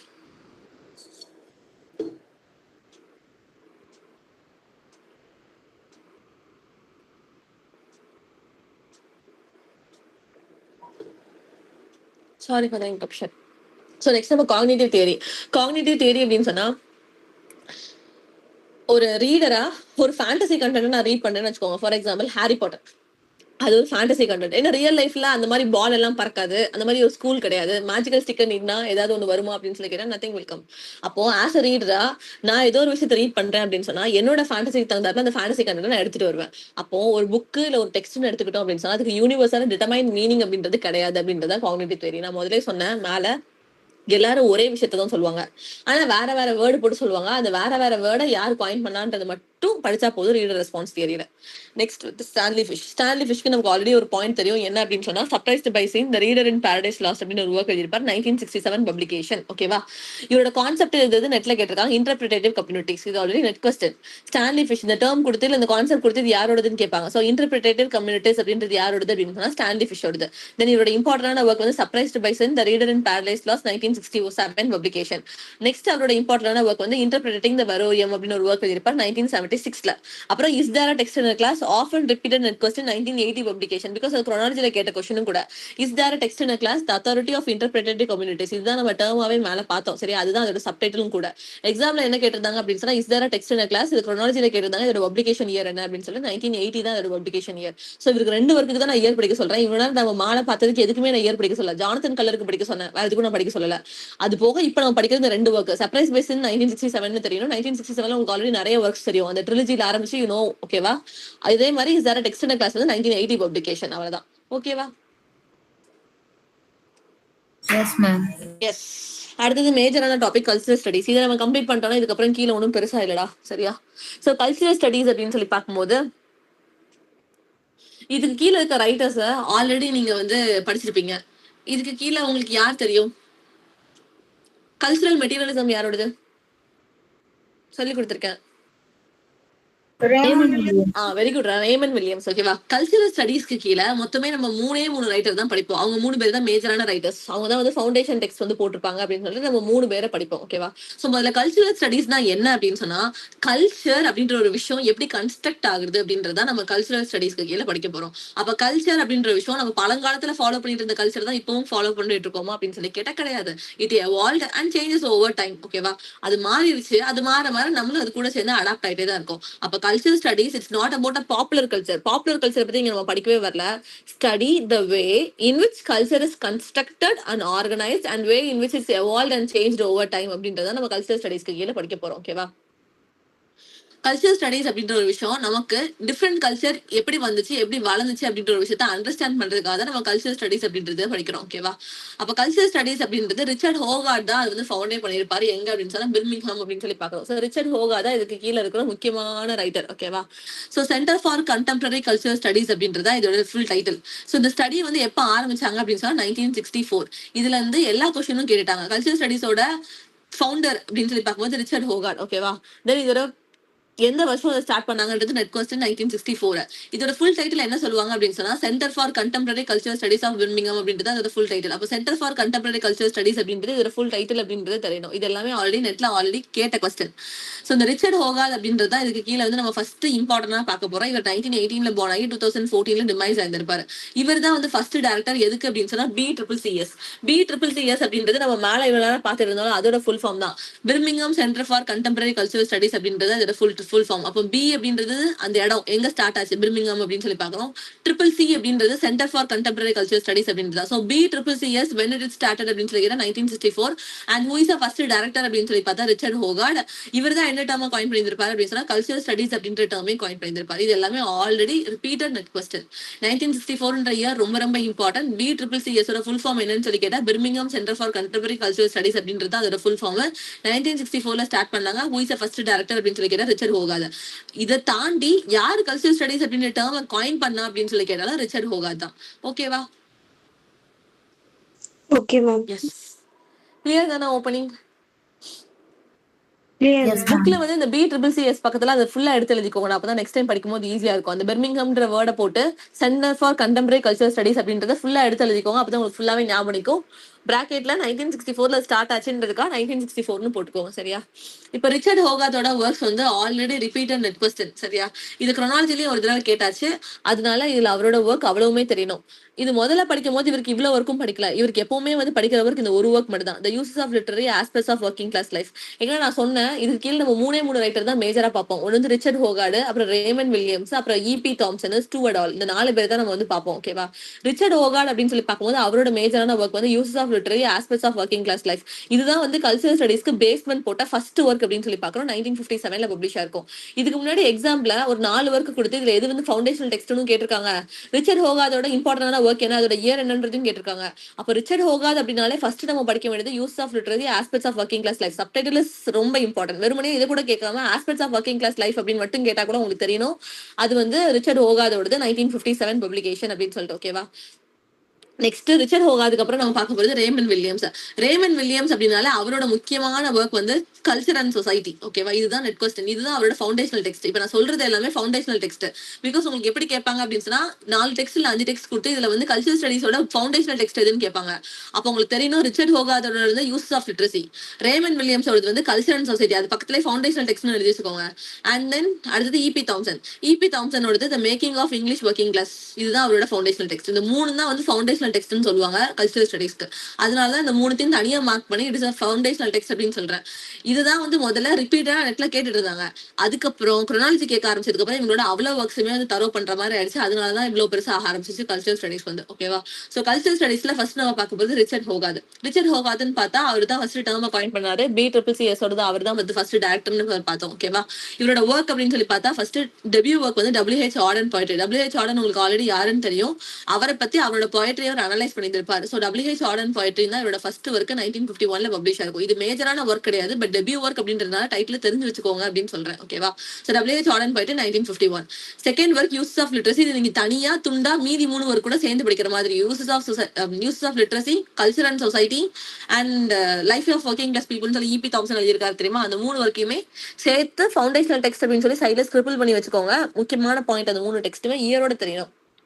நெக்ஸ்ட் இவரோட ஒர்க் வந்து டீச்சிங் லிட்ரேச்சர். ஓகேவா? Higher education and cultural change, higher education demand and response, அப்புறம் speaking to each other, only connector, English temper, worst of times, local habitation, sort of cloning and imaginative life, a measured life, the way we live now, first and lasting between two worlds, everyday language and everyday life, mass media and society, and promise to keep. இதை நம்ம ஸ்டோரியா படிச்சிடலாம். இந்த story வந்து டோட்டலா 2 part வரும். ஓகேவா? ரெண்டு கதையா நம்ம இது வந்து உடைப்போம். சோ இதுல ஃபர்ஸ்ட் ஒர்க் நீங்க தனியா தான் படிக்கணும்னு சொல்லிட்டேன், WH Auden poetry. Second one அவரோட ஃபவுண்டேஷனல் டெக்ஸ்ட்ன்றதுனால நீங்க அதையும் தனியா தான் படிக்கணும், யூஸ் ஆஃப் லிட்ரஸி, 1957 பப்ளிகேஷன். இதுக்கப்புறம் கதை எப்படி ஸ்டார்ட் ஆகும் அப்படின்னு சொன்னா நம்ம இப்ப என்ன படிச்சிட்டு இருக்கோம் அப்படின்னு சொன்னா லிட்ரேச்சர் தான் படிச்சிட்டு இருக்கோம். அதை தான் நான் உங்களுக்கு சொல்லி கொடுத்துட்டு இருக்கேன். அதனால ஃபர்ஸ்ட் ஒர்க் வந்து டீச்சிங் லிட்ரேச்சர், 1963 பப்ளிகேஷன். ஓகேவா? அப்ப டீச்சிங் லிட்ரேச்சர் அப்படின்னா டேரக்டா லிட்ரேச்சருக்கு வந்துட்டாங்களா அப்படின்னு சொல்லி கேட்டா கிடையாது. ஹையர் எஜுகேஷன் முடிச்சுட்டு தான் வந்தாங்க. அதனால higher education and cultural change, higher education demand and response. ஓகேவா? அப்ப ஹையர் எஜுகேஷன் அப்படின்றது நம்மளோட திங்ஸ் வந்து சேஞ்ச் பண்ணும். அதனால cultural change and then higher education இப்ப எப்படி போயிட்டு இருக்கு, டிமாண்ட் அண்ட் ரெஸ்பான்ஸா போயிட்டு இருக்கு. So higher education demand and response. அப்ப ஃபர்ஸ்ட் நான் லிட்ரேச்சர் தான் சொல்லி கொடுத்துருக்கேன், teaching literature, higher education, cultural change, higher education demand and response. இது 3 ஃபர்ஸ்ட் ஒர்க். ஓகேவா? அப்போ நான் ஒரு விஷயத்த உங்களுக்கு சொல்லி கொடுக்குறேன் அப்படின்னு சொன்னா நம்ம 2 பேரும் மாத்தி மாத்தி பேசிக்கிட்டா மட்டும் தான் உங்களுக்கு புரிஞ்சா எனக்கு புரிஞ்சான்னு தெரியும். அதனால ஸ்பீக்கிங் டு ஈச் அதர்ன்றது 4th ஒர்க். லிட்ரேச்சர் சொல்லி கொடுக்குறேன், ஹையர் எஜுகேஷன், ஒரு ஹையர் எஜுகேஷன்ல கல்ச்சரல் சேஞ்ச், இன்னொரு higher education response and demand.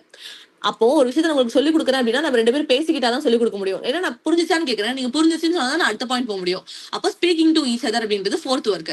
அப்போ நம்ம 2 பேரும் பேசிக்கிறது தான் நம்ம 2 பேத்துக்குள்ள இருக்கிற ஒரே ஒரு கனெக்ஷன். சோ ஒன்லி கனெக்ட் அப்படின்னு சொல்லிட்டு. ஓகேவா? அப்படி பேசிட்டு இருக்கும் போது திடீர்னு கோவம் வந்துருச்சு அப்படின்னு சொன்னா அண்ட் இங்கிலீஷ் டெம்பர். ஓகேவா? நான் இங்கிலீஷ் நடத்திட்டு இருக்கும் போது எனக்கு கோவம் வந்துருச்சு அப்படின்னு சொன்னா அந்த டைம் வந்து எப்படி ஆயிரும் அப்படின்னு சொன்னா ஒர்ஸ்ட் ஆஃப் டைம்ஸா மாறிடும். அது எனக்கு மட்டும் இல்ல, யாருக்கு இந்த இடத்துல கோவம் வந்தாலும் அந்த இடம் வந்து ரொம்ப கிளம்ஸியா மாறிடும். யாராவது ஒருத்தங்களுக்கு அந்த இடத்துல மன வருத்தம் ஏற்படதான் செய்யும். அப்போ only connect, temper, it's a worst of times அப்படின்னு சொல்லி பாக்குறோம். சோ இது வரைக்கும் ஒரு ஸ்டோரி. ஸோ ஸ்டார்டிங்ல படிச்சது அவரோட debut work WH Auden poetry. Second work அவரோட foundational text use of literacy, 1957 publication. நான் லிட்ரேச்சர் சொல்லி கொடுக்குறேன், higher education, cultural change, higher education demand and response.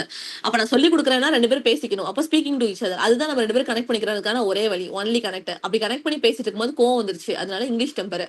அப்புறம் worst ஆஃப் டைம்ஸ் அந்த இடம் வந்து மாறிடும். So worst of times. இது வரைக்கும் கிளியரா கதை? Yes, ma'am. Yes. Yeah, ma'am. Okay. Next நம்ம வந்து லோக்கல் ஹேபிடேஷன்னா நார்மலா ரெகுலரா லைஃப் வாழ்ந்துட்டு இருக்காங்கல்ல அவங்க தான் லோக்கல் ஹேபிடேஷன் சொல்லுவோம். அப்ப லோக்கல் பீப்புள்ஸ் ஓகேவா. சோ லோக்கல் பீப்புள் நம்மளும் அது நடுவில் ஒரு பீப்புள். அப்ப நிறைய பேரை பார்க்கும்போது எப்படிதான் இந்த கிளவுன் எல்லாம் மேய்க்கிறதுன்னு சொல்லி நம்ம லைஃப்ல நிறைய பேரை கம்பேர் பண்ணும்போது இவெல்லாம் கிளவுன் மாதிரி இருக்கானேன்னு தோணும். அதனால சார்ட் ஆஃப் கிளவுனிங். பிகாஸ் ரோட்ல போனோம் அப்படின்னு சொன்னா எல்லாரும் மூளையோட தான் இருப்பாங்களான்னு சொல்லி கேட்டா கிடையாது. நிறைய பேருக்கு காமன் சென்ஸ் எங்க இருக்காது. அப்ப நிறைய கிளவுன்ஸோட நம்ம வந்து மேய்க்கிற மாதிரி இருக்கும். அதனால local habitation first work local habitation. லோக்கல்குள்ள போனேன் அப்படின்னா அங்க நிறைய ஜோக்கர்ஸ் இருக்கும். அதுதான் சார்ட் ஆஃப் கிளவுனிங் அப்படின்னு சொல்லிட்டு. தென் இமேஜின்ட் லைஃப்னா நான் சொசைட்டிக்குள்ள போகும்போது எனக்குன்னு ஒரு வாழ்க்கை நான் இமேஜின் பண்ணி வச்சிருப்பேன். நான் இப்படிதான் வாழணும், இந்த மாதிரி ஒரு ஸ்டாண்டர்ட்ல நான் வாழணும் அப்படின்னு சொல்லிட்டு இமேஜின் லைஃப். ஆனா அந்த லைஃப் அப்படியே வாழ்ந்துட்டு இருக்கேனா அப்படின்னு சொல்லி கேட்டா கிடையாது. இப்ப நான் எப்படி வாழ்ந்துட்டு இருக்கேன்னா மெஷர்டு லைஃப் தான். அளவா தான் நான் வந்து வாழ்ந்துட்டு இருக்கேன். அதனால மெஷர்டு லைஃப் ஓகேவா. அடுத்து இப்ப நான் எப்படி வாழ்ந்துட்டு இருக்கேன்றது வேவி லிவ் நவ். இப்ப நான் எப்படி வாழ்ந்துட்டு இருக்கேன். சோ வேவி லிவ் நவ் அதுதான் வந்து மொத விஷயமும் கடைசி விஷயமும் கூட. அதனால first and last things. So between the two worlds அப்படின்றது இமேஜின் லைஃப் ஒரு வேர்ல்டு, மெஷர்ட் லைஃப் வந்து ஒரு வேர்ல்டு. அதனால பிட்வீன் டூ வேர்ல்ட்ஸ் அப்படின்னு சொல்லி பாக்குறோம். இந்த வேர்ல்டுக்குள்ள எவ்ரிடே லாங்குவேஜ் எவ்ரிடே லைஃப் எப்படி போயிட்டு இருக்கு. இந்த லைஃப்குள்ள எது இருக்கு. மாஸ் சொசைட்டி தான் ஜாஸ்தியா இருக்கு. மாஸ் மீடியா டிவி பாக்குறேன், மொபைல் நோண்டுறேன். So mass media in mass society. Last work வந்து ப்ராமிஸ் டு கீப். இவ்வளவுதான் அவரோட குரோனாலஜி. செகண்ட் பார்ட் லைட்டா குழப்பன மாதிரி இருக்கும். எங்க குழப்பம் அப்படின்னு சொன்னா அந்த வேவி லிவ் நவ்னு சொல்லி நீங்க ஸ்டார்ட் பண்றது கொஞ்சம் கஷ்டமா இருக்கும். ஏன்னா நான் லோக்கல்குள்ள போறேன், நிறைய ஜோக்கர்ஸ் நான் ஹேண்டில் பண்ணணும். அதனால சார்ட் ஆஃப் கிளவுனிங். எனக்கு ஒரு இமேஜின் லைஃப் இருக்கு, பட் நான் மெஷர் லைஃப் தான் வாழ்ந்துட்டு இருக்கேன். இப்ப நான் எப்படி வாழ்றேன்றது மட்டும் தான் இம்பார்ட்டன்ட். இந்த நாள் எப்படி வாழ்ந்துட்டு இருக்கேன். அந்த வேவி லிவ் தான் it is first and last thing. ரெண்டு உலகத்துக்கு நடுவில் நான் வந்து பால் மாதிரி அங்க இங்கேயும் அடிச்சு வாழ்ந்துட்டு இருக்கேன். ஸோ இமேஜின் லைஃப் ஒன்னு, மெஷர்ட் லைஃப் ஒன்னு. அப்ப எவ்ரிடே லாங்குவேஜ் எவ்ரிடே லைஃப். அதுக்குள்ள என்ன இருக்கு. மாஸ் மீடியா இருக்கு, மாஸ் சொசைட்டி இருக்கு, அப்புறம் ப்ராமிஸ் டு கீப். இவ்வளவுதான் அவரோட ஒர்க்ஸ். ஓகேவா. Okay ma'am. Yes ma'am. இதுல இயர் நீங்க தனியா படிக்கணும் அப்படின்னு சொன்னா uses of literacy aspects of working life ரொம்ப ரொம்ப முக்கியமான ஒர்க். அப்புறம் ஒன்லி கனெக்ட். ஓகேவா. ஒன்லி கனெக்ட் அப்படின்னு சொன்னா 2 வயர் இருந்தா தான் நான் கனெக்டே பண்ண முடியும். அப்படிதானே. அப்ப ஒன்லி கனெக்ட் தான். இல்ல 2 இருக்கணும். பிகாஸ் 2 இருந்தா தான் கனெக்ட் பண்ண. 1 மட்டும் இருந்தா 1 நான் எங்க கொண்டு போய் கனெக்ட் பண்றது. அப்ப 2 இருந்தா தான் என்னால கனெக்டே பண்ண முடியும். அப்ப ஒன்லி கனெக்ட்ல இயர் என்ன வரும் அப்படின்னு சொன்னா 1972. அதை ஒட்டி வரதுனால இங்கிலீஷ் டெம்பரோட இயரும் என்ன அப்படின்னு சொன்னா 1982. 2 தான் முடிஞ்சிருக்கும். அது 72, இது 82 அப்படின்னு சொல்லி பாக்குறோம். அதுக்கப்புறம் இயர் தெரிய வந்து லோக்கல் ஹேபிடேஷன். பிகாஸ் இது வந்து நெட் கொஸ்டின். இதான் குரோனாலஜில கேட்ட கொஸ்டின். Local habitation 1988. லோக்கல்னா எல்லா மக்களும் ஒரே மாதிரி தான் இருப்பாங்க. அதனால 88 அப்படின்னு சொல்லி பாக்குறோம். அப்புறம் சார்ட் ஆஃப் கிளவுனிங்னா அதுல கிளவுன்னா ஜோக்கர். அப்ப 0 அவனுக்கு மார்க்கே கிடையாது. சோ முட்டை மார்க் அவனுக்கு. அதனால 0. 1990. இமேஜின் லைஃப் 2, அப்புறம் மெஷர்ட் லைஃப் வந்து 4. இந்த ரெண்டு கொஞ்சம் 4 வரைக்கும் இயர் கண்டிப்பா தெரியணும். பிகாஸ் இதான் குரோனாலஜில கேட்ட கொஸ்டின். அதுக்கப்புறம் தான் இவருக்கு அவ்வளவு வரைக்கும் படிக்க ஆரம்பிச்சோம். 1988, 1990, 1992, 1994. இந்த 4 புக்ஸ்மே டெஃபினட்டா தெரியும். லோக்கல்னா எல்லாரும் ஒரே மாதிரி இருப்பாங்க. 88. கிளவுன்ன்றதுனால அவனுக்கு முட்டமா இருக்கு. இமேஜின் லைஃப் 2, மெஷர் லைஃப் வந்து 4. அதுதான் வந்து இப்ப நான் வாழ்ந்துட்டு இருக்க வாழ்க்கை. That is first and last thing. 2 வேர்ல்டுக்கு நடுவில் நான் கஷ்டப்பட்டு இருக்கேன். Everyday language and everyday life, mass media and mass society, promise to keep. கிளியரா ஒர்க்ஸ் எஸ் Clear. மேம். படிச்சிடலாமா இதை. Yes ma'am. Yes ma'am. அடுத்து Raymond Williams. So Raymond Williams அப்படின்னு சொல்லி பார்க்கும்போது இது வந்து வெல்ஷ் ரைட்டர். ரேமன் வில்லியம்ஸ் உங்களுக்கு ஆல்ரெடி தெரியும். ஓகேவா. இவரோட ஃப்ரேஸ் என்ன அப்படின்னு சொன்னா ஸ்ட்ரக்சர் ஆஃப் ஃபீலிங்ஸ். இது ஆல்ரெடி மேட்ச் த ஃபாலோயிங்ல நெட்ல கேட்ட கொஸ்டின். நான் மேட்ச் த ஃபாலோயிங்ல கேட்கும்போது ஸ்ட்ரக்சர் ஆஃப் ஃபீலிங்ஸ் இவரோட தான் தெரியாது. கேட்ட ஆன்சர் ஷீட்லாம் வந்தப்பறம் தான் தெரியும் ஸ்ட்ரக்சர் ஆஃப் ஃபீலிங்ஸ் வந்து ரேமன் வில்லியம்ஸ் வருது அப்படின்றது. அதனால அப்படியே மனப்பாடம் பண்ணிக்கோங்க. ஸ்ட்ரக்சர் ஆஃப் ஃபீலிங்ஸ் யாரோட அப்படின்னு சொன்னா ரேமன் வில்லியம்ஸ் வருது. இவரோட காயின் பண்ண டேர்ம் என்ன அப்படின்னு சொன்னா கல்ச்சரல் மெட்டீரியலிசம் அப்படின்றது. நான் ஆல்ரெடி சொன்ன ரேமன் அப்படின்னு சொல்லி ஜென்ஸ்க்கு ஒரு பிராண்ட் இருக்கு. அது ஒரு ஃபேமஸான பிராண்ட் தான். எப்படி ஓட்டோ வந்து ஃபேமஸான பிராண்ட், அது மாதிரி ரேமன் ஒரு ஃபேமஸான கிளாத் பிராண்ட். அப்ப மெட்டீரியல் அப்படின்னா நம்ம அப்பாக்கு போய் துணி எடுக்க போறோம் ஒரு ட்ரெஸ்ஸுக்கு அப்படின்னு சொன்னா தட் இஸ் மெட்டீரியல் எடுத்துருவா அப்படின்னா தைக்காம துணி எடுத்துருவான்னு அர்த்தம். அப்ப ரேமன் அப்படின்னு சொல்லி வந்தாலும் அவரோட டேர்ம் என்ன அப்படின்னு சொன்னா கல்ச்சரல் மெட்டீரியலிசம் அப்படின்றது அவரோட டேர்ம். புரியுறதா. S ma'am. எஸ். இந்த டேர்ம் கல்ச்சரல் மெட்டீரியலிசம் அப்படின்ற டேர்ம் வந்து எங்க பாப்புலரைஸ் பண்ணிருப்பாங்க அப்படின்னு சொன்னா பொலிட்டிக்கல் ஷேக்ஸ்பியர் அப்படின்ற ஒர்க்ல தான் பாப்புலரைஸ் பண்ணிருப்பாங்க. இந்த ஒர்க்கை நீங்க ஆல்ரெடி படிச்சிருப்பீங்க. பொலிட்டிக்கல் ஷேக்ஸ்பியர் இது ஆல்ரெடி நெட் கொஸ்டின். 1985 பப்ளிகேஷன். யார் பாப்புலரைஸ் பண்ணிருப்பா அப்படின்னு சொன்னா ஆலன் செல்ஃபீல்ட் அண்ட் ஜானத்தன் டாலிமர். இவங்க 2 பேர் தான் பாப்புலரைஸ் பண்ணிருப்பாங்க. இது நம்ம ஆல்ரெடி படிச்ச டேர்ம். ஓகேவா. So cultural materialism is a term coined by சொல்லி கேட்டா ramen Williams. Cultural materialism is a term popularized by கேட்டா ஆலன் செல்ஃபீல்ட் அண்ட் ஜானத்தன் டாலிமர். இந்த work political Shakespeare publication year வந்து 1985 அப்படின்னு சொல்லி பாக்குறோம். ஓகேவா. அண்ட் தென் இவரோட ஃப்ரேஸ் வந்து culture is ordinary. Culture is ஆர்டினரின்னு சொல்லி கொடுப்பாங்க. ஒரு பெரிய பேராகிராஃப் கொடுத்து அதுல கீ டேர்ம் வந்து கல்ச்சர் இஸ் ஆர்டினரின்னு மட்டும் இருக்கும். இது கொடுத்தாங்க அப்படின்னா இது யாரோடது அப்படின்னா ரேமன் வில்லியம்ஸ் ஓடது. இந்த ஃப்ரேஸ் அவர் ஃபர்ஸ்ட் எதுல யூஸ் பண்ணியிருப்பார் அப்படின்னா ஒரு ஒர்க்ல யூஸ் பண்ணியிருப்பார். Resources of hope, culture, democracy and socialism. இது இம்பார்ட்டன்டான ஒர்க் கிடையாது. பட் அந்த ஃப்ரேஸ் மட்டும் தான் இம்பார்ட்டன்ட். ஒர்க் கூட படிக்க தேவையில்ல. Culture is ordinary Raymond Williams ஓடது அப்படின்றத மட்டும் மனப்பாடம் பண்ணிக்கோங்க. சரியா. தென் இவரோட நாவல்ஸ் நான் ஆல்ரெடி சொல்லிட்டேன். கல்ச்சர் அண்ட் சொசைட்டி நம்ம படிச்சுதான் ஆகணும். அது ரொம்ப ரொம்ப இம்பார்ட்டன்டான work. Because uses of literacy வந்து 57, இது வந்து 58.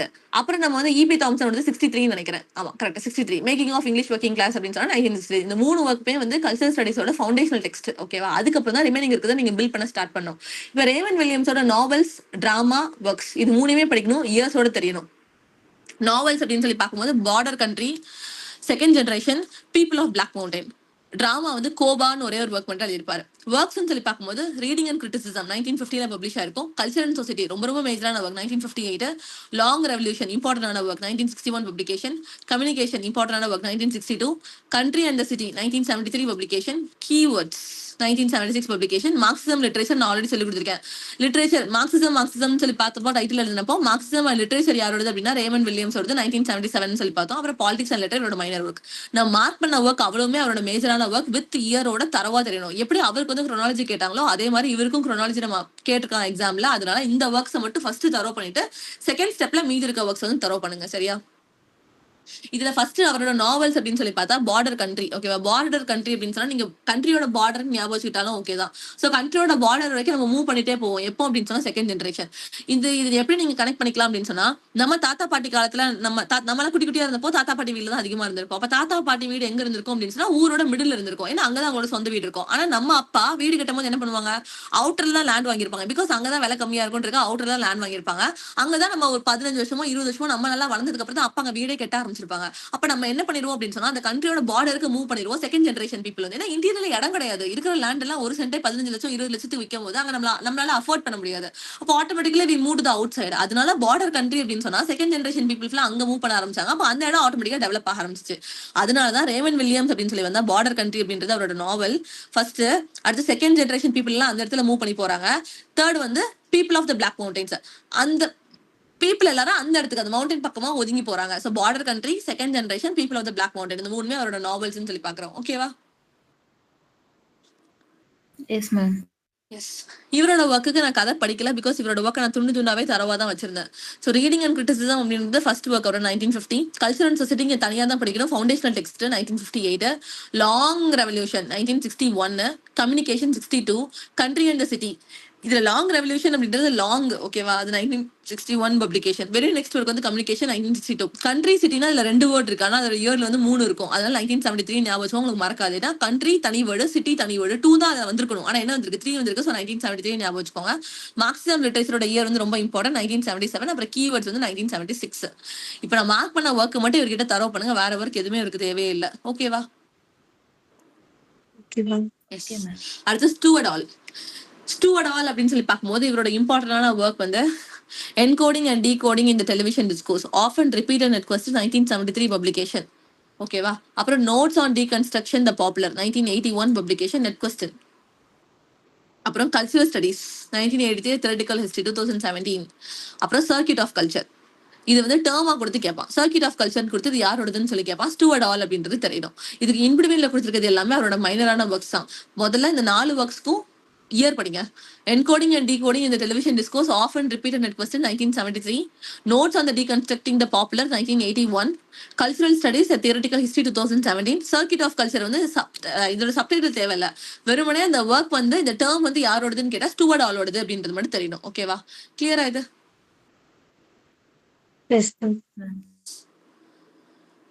ஸ்டூவர்ட் ஆல் வந்து நியூ லெஃப்ட் தியரியில வருவார். இங்கே கொடுத்துருக்கேன். சரி, ஓகே. அந்த பாயிண்ட் காணுமேன்னு பார்த்தேன். Next E P Thompson. ஓகேவா? இபி தாம்சன் ஃபவுண்டேஷனல் டெக்ஸ்ட்ல one of the major writer. Making of the English working class அப்படின்னு சொல்லி ஒர்க் எழுதியிருப்பார் 1963. ஸோ ஃபவுண்டேஷனல் டெக்ஸ்ட் மொத்தமே 3 தான். 1957, 1958, 1963. 1957 எது பப்ளிஷ் ஆச்சு? ரிச்சர்ட் ஹோகார்தோடது uses of literacy. Second one வந்து 1958ல கல்ச்சர் அண்ட் சொசைட்டி. அப்ப மார்க்சிசம் அண்ட் லிட்டரேச்சர் எந்த இயர்ல பப்ளிஷ் ஆச்சு? அவரோட ரேமண்ட் வில்லியம்ஸோடது 1977. Very good. Long revolution 1961. Communication 1962. Country and the city 1973. Very good. 1973. ஓகேவா? அது மாதிரி இயர் மட்டும் தரோ பண்ணிக்கோங்க. சரி, ஃபவுண்டேஷன் டெக்ஸ்ட்ல தேர்ட் ஒன் வந்து 1963ல பப்ளிஷ் ஆயிருக்கும். அதுதான் இபி தாம்சனோட என்ன work? Making of the English working class அப்படின்னு சொல்லிட்டு. இந்த கல்ச்சரல் ஸ்டடீஸ்ல முக்கியமா ஸ்டார்ட் ஆனது வந்து BCCS ன்னு சொல்லி பார்த்தா எந்த இயர்ல ஸ்டார்ட் ஆச்சு? BCCS வந்து 1964. B stands for Birmingham Center for Contemporary Cultural Studies. ஓகேவா? So Birmingham Center for Contemporary Cultural Studies அப்படின்றத நம்ம BCCS ன்னு ஷார்ட்டா படிக்கிறோம். 1964. and who is the first director? Richard Hooker. Richard ஹோகார்த். And who coined the term cultural studies? Richard Hooker. Richard Hoggart. Structure of feelings அப்படின்ற phrase யாரோடது? Raymond Williams. Raymond Raymond Williams. Williams. ஓகேவா? So E P தாம்சனுக்கு இந்த ஒரே ஒரு work மட்டும் தான், the making of the English working class 1963. இதுக்காக அவர் ரொம்ப கஷ்டப்பட்டிருப்பாருன்னு சொல்லியிருப்பாங்க. ஓகே, ரொம்ப வருஷமா இதுக்காக ஒர்க் பண்ணி தான் இந்த ஒர்க்கை ப்ரொடியூஸ் பண்ணியிருப்பாரு. ஏன்னா ஒர்க்கிங் கிளாஸ் பீப்பிளோட டெவலப்மெண்ட் அப்படின்றதுக்காக நிறைய கேஸ் ஸ்டடி என்னெல்லாமோ பண்ணாருன்னு சொல்லிட்டு ஈபி தாம்சனோட ஒர்க்ஸ் வந்து பெருமையா பேசுவார் இந்த ஒரு ஒர்க்கா 1963. அடுத்தது முக்கியமான பாயிண்ட் வந்து நியூ லெஃப்ட் ரிவ்யூ. இந்த கல்ச்சர் ஸ்டடீஸ்க்கு கீழே நம்ம எப்படி நம்ம பிஆர்பி அப்படின்னு சொன்னா ஒரு மேகசின் படி அப்படின்னு சொன்னா டயல் அப்படின்றது அவங்களோட மேகசின் படிக்கிறோமோ அதே மாதிரி தான் நியூ லெஃப்ட் ரிவ்யூ வந்து கல்ச்சர் ஸ்டடீஸ் கீழே one of the major magazine. ஓகேவா? 1960 இந்த நியூ லெஃப்ட் ரிவ்யூ வந்து ஸ்டார்ட் பண்ணிருப்பாங்க. இதோட சீஃப் எடிட்டர் யார் அப்படின்னா ஸ்டூவர்ட் ஆல். ஸ்டூவர்ட் ஆலுக்கு ஒரு டேர்ம் படிக்க சொன்னல, என்ன டேர்ம்? டீல ஸ்டார்ட் ஆச்சுல. Circuit of Culture. Circuit of culture. ஓகேவா? சோ சீஃப் எடிட்டரா யார் இருந்திருப்பா அப்படின்னு சொன்னா ஸ்டூவர்ட் ஆல் தான் இருந்திருப்பாரு. இதோட செகண்ட் எடிட்டரா யார் இருந்திருப்பா அப்படின்னு சொன்னா பெரி ஆண்டர்சன். பெரி ஆண்டர்சன் வந்து யாரு அப்படின்னு சொன்னா brother of Benedict Anderson. Benedict Anderson நீங்க படிச்சிருப்பீங்க, இமேஜின் கம்யூனிட்டிஸ் அப்படின்னு சொல்லி ஒர்க் எழுதிருப்பாரு 1983. அவரோட பிரதர் தான் யாரு அப்படின்னு சொன்னா Perry Anderson. So new left ரிவ்யூன்றது ஸ்டார்ட் ஆன இயரும் இம்பார்ட்டன்ட், யார் ஃபர்ஸ்ட் எடிட்டர்ன்றது இம்பார்ட்டன்ட், செகண்ட் எடிட்டரோட நேமும் இம்பார்ட்டன்ட். பெரி ஆண்டர்சன் பார்க்கும்போது பெனடிக்ட் ஆண்டர்சன். பெனடிக்ட் ஆண்டர்சனோடது வந்து இமேஜின் கம்யூனிட்டிஸ், சரி பெனடிக்ட் ஆண்டர்சனோட ஒர்க் வந்து இமேஜின் கம்யூனிட்டிஸ், பப்ளிகேஷன் இயர் வந்து 1983 அப்படின்னு சொல்லி பாக்குறோம். ஓகேவா? Okay. Yes, ma'am. Okay. So இதுக்கப்புறம் போஸ்ட் ஹியூமனிசம் இருக்கும், and then trauma studies, disability studies, அவ்வளவுதான் இருக்கும்னு நினைக்கிறேன். அதோட முடிஞ்சு அப்புறம் ஈகோ கிரிட்டிசிசம். இதை நாளைக்கு உங்க ஒன் டே செஷன்ல நான் கம்ப்ளீட் பண்ணிடுவேன். நாளைக்கு மேக்ஸ் அவைலபிள் இல்லை, அதனால நான் தான் கிளாஸ் எடுப்பேன். கிளாஸ் ஒரு 1 hour இருக்கும், அப்புறம் உங்களுக்கு டெஸ்ட் இருக்கும். டெஸ்ட்டுக்கு கவர் பண்ணிருப்பீங்கன்னு நினைக்கிறேன். ஓகேவா? அவ்வளவு ஆத்தர்ஸும் நான் கொடுத்துருக்கேன். 60 கொஸ்டின்ஸ் டோட்டலா இருக்கும். 60க்கு நீங்க எவ்வளவு ஸ்கோர் எடுக்கிறீங்க அப்படின்றதான் பாயிண்ட். ஏதாவது doubts? No, ma'am. No. Okay guys, thank you for listening. Thank you, ma'am. Thank you da.